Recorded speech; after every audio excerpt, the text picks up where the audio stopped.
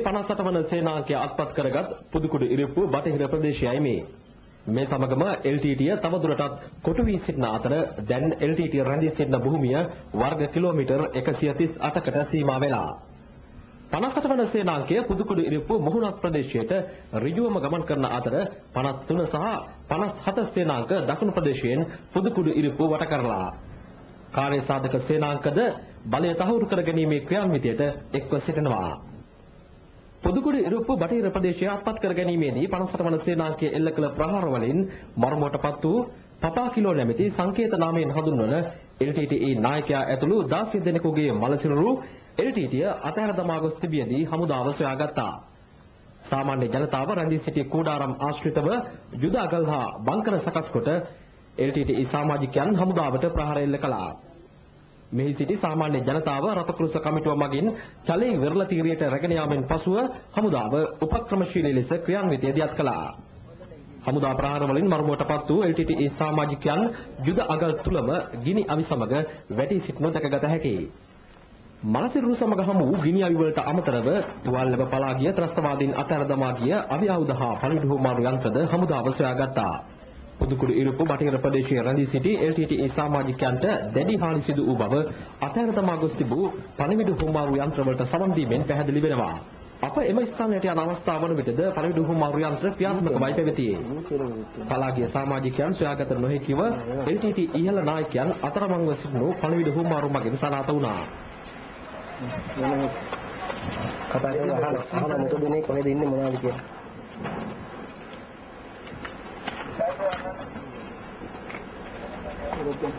මේ අවස්ථාවේ මේ ගුවන් නිලන්තරේ තාමත් මේ සජීව ක්‍රියාත්මක වෙනවා.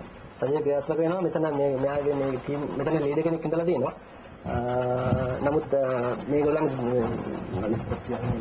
සංවේදන නැති නිසා ගුවන් නිලන්තර සම්බන්ධතාවය නැතිලා තියෙන හින්දා සරින් සරේ කතා කරලා අහනවා කොහෙද ඉන්නේ කතා කරන්න කියලා සෙට් එකෙන් තාම කතා කරනවා. Bapak, Bapak, இந்த நம்பருக்கு வாங்க நிக்கிறேன் கூப்பிடுறானு உங்களை. சரி யாரு அப்படியே வைக்க போட சொல்லவா? சரியா நான் சொல்லி வரேன் நீங்க நாளைக்கு 24 நிப்பான் நாளைக்கு எங்களை ஓடினாலும் அவருக்கு நிப்பான் தொடர்புங்க நன்றியா.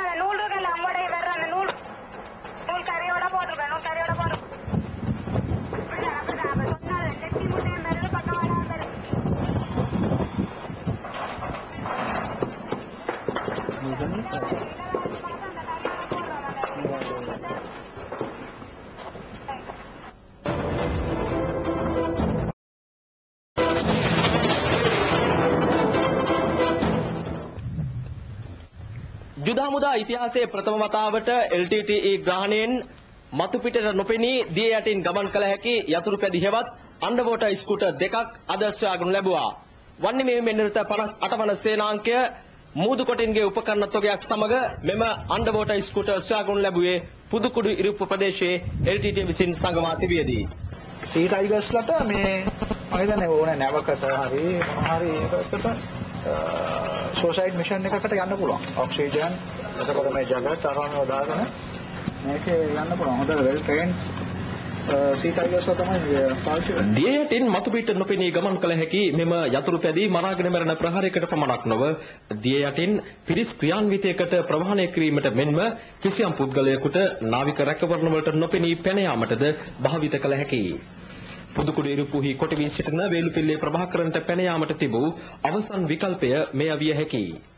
එමෙන්ම මෙම දියයට ධාවනය කළ හැකි ස්කූටර් හමු වුණේ LTTE ග්‍රහණයේ සිටින ජනතාව මුහුදු මාර්ගයෙන් නිදහස් කර ගැනීමට වැඩපිළිවෙලක් ආරම්භ වී තිබියදී. කෙසේ නමුත් නායකයන්ට පැන යාමට හෝ දැවැන්ත විනාශයක් සිදු කිරීමට හෝ LTTE දරූ උත්සාහය මෙම ස්කූටර් හා මුහුදු උපකරණ තොගය සොයා ගැනීමත් සමග වැළකී තිබෙනවා. මෙය LTTE සතුව පැවතියේ නම් උතුරු මුහුදේ නාවික යාත්‍රාවලට දැඩි තර්ජනයක් එල්ලවීම අනිවාර්ය කරුණක්. මෙම යතුරු පැදිස් සමග පැය ගණනක් දී යටදී ඔක්සිජන් ලබා ගැනීමේ සිලින්ඩර් පද්ධති හා කිමුදුම් උපකරණද හමුදාව සොයාගෙන. මෙම උපකරණ කිසියම් විදේශ රටකින් LTTට ලැබී තිබෙනවා. එංගලන්තය හා නෝර්වේ රාජ්‍යයේ නිෂ්පාදන කර්මාන්ත ශාලා කිහිපයක නම්ද මෙම උපකරණවල නිෂ්පාදන ආයතන හා රටවල් ලෙස දැකගත හැකියි. ඉතා නවීන කිමුදුම් හා මුහුදු ගමනාගමන තාක්ෂණය LTTයේ මුහුදු කොටින් සිය මහා පරිමාණ ත්‍රස්තවාදී ක්‍රියා සඳහා භාවිත කිරීමට සූදානමින් තිබූ බව මෙම උපකරණ වලින් පැහැදිලි වෙනවා.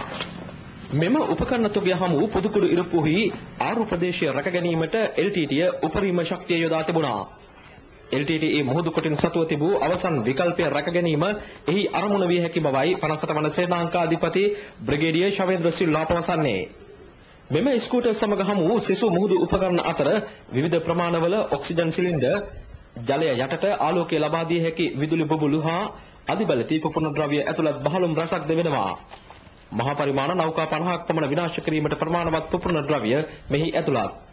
නිෂ්පාදන ඇසුරුම පවා ඉවත් නොකරන ලද මෙම උපකරණය හෝ අවිය හෝ තවමත් හඳුනාගෙන නැහැ. මහා පරිමාණ පිපිරීම් සඳහා යොදා ගන්නා ඩෙටනේටර් හා ස්වයංක්‍රීය ක්‍රියාකාරී උපකරණ රසක්ද මේ අතර වෙනවා. රූපවාහිනී සමන් කුමාර රාමවික්‍රම පුදුකුඩු ඉරිප්පු සිට